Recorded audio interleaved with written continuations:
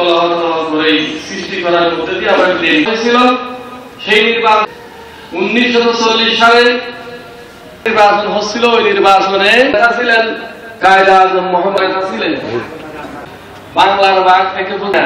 সুতরাং আমাদের কনস্টিটিউশন হচ্ছে পরিচালনা করার জন্য কি আছে, কনস্টিটিউশন আছে। এই উদ্দেশ্য নিয়েই যেদিন ভারত থেকে এই গান্ধী পরিবারের মাথা খারাপ হয়ে আমরা পরিচালিত হব, ইসলামের রাস্তা হল না।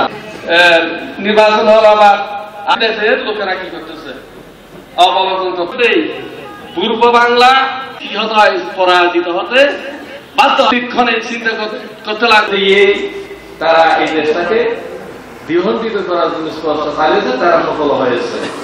প্রিয় ভাইরা আমার, আমরা 1947 সালে কি করেছি, স্বাধীনতা লাভ করেছি। পরবর্তীতে 1971 সালেও আমরা স্বাধীনতা লাভ করেছি। যদি 1947 সালে এই দেশ স্বাধীন না হতো, তাহলে বাংলাদেশ নামক যে দেশটা আমরা এখন গর্ব করে বলি আমার দেশ, তোমার দেশ, বাংলাদেশ, বাংলাদেশ, সেই ওরাই এই দেশটাকে অনেক ঘটনা ঘটেছে, অনেকেই জানেন।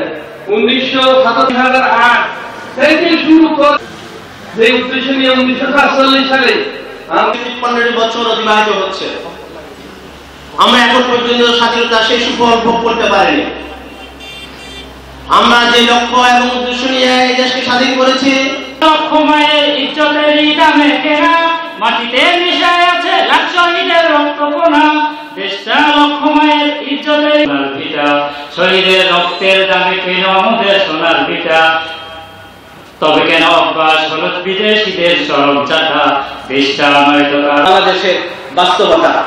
আমি নিজে একজন মুক্তিযোদ্ধা সন্তান হিসেবে 21টা মামলা পুরস্কার পেয়েছিলাম।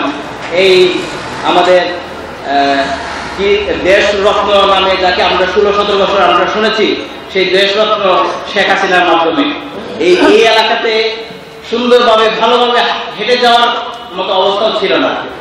তো আলহামদুলিল্লাহ আমরা আজকে এই সুন্দর পরিসরে বাংলাদেশ জামায়াতে ইসলামী শিল্পাঞ্চল ওয়ার্ড কর্তৃক আয়োজিত আমাদের থেকে ডেভেলপ নাকি উন্নত নাকি অনুন্নত, এটার কারণ কি বলতে পারবে?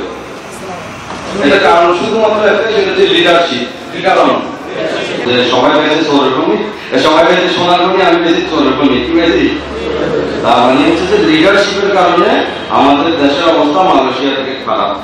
কিন্তু মালয়েশিয়া স্বাধীনতা লাভ করেছে কত সালে? 1972 সালে। একেবারে জিডিপি থেকে শুরু করে মাথা পিছু জাতি হয়, সবকিছুতে ওরা আমাদের অনেক উপরে। এই কাফেলার সাথে যে কথা শুনেছি, সেই কথার সার্থক হল যে বৈষম্যহীন একটি সমাজ, একটি রাষ্ট্র প্রতিষ্ঠার জন্য ঐতিহাসিকভাবে অনেকগুলো সংগ্রাম হয়েছে, যুদ্ধ হয়েছে, কিন্তু মানুষ বৈষম্যহীন একটি সমাজ, একটি রাষ্ট্র পায়নি। 24-এ যে আন্দোলনটা শুরু হলো, সে আন্দোলনের মূল মন্ত্র ছিল বৈষম্য বিরোধী আন্দোলন। সাত নিয়ে 54তম বিজয় উদযাপনে আজকে শরীক হওয়ার জন্য সুযোগ করে দিয়েছেন, আলহামদুলিল্লাহ। সম্মানিত ভাইগণ, আমরা জানি আমরা প্রকৃত স্বাধীন হয়েছি 1947 সালে একবার। কোন সালে? 47 সালে।